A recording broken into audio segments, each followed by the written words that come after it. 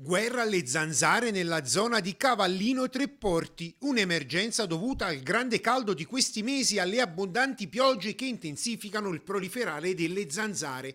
Una situazione che riguarda anche altri comuni alle prese con i fastidiosissimi insetti. E le proteste non mancano, fino ad arrivare ai municipi dei comuni interessati, che stanno cercando di prendere delle precauzioni potenziando gli interventi di disinfestazione, non solo attraverso gli operatori comunali, ma anche grazie all'aiuto di aziende private specializzate nel settore.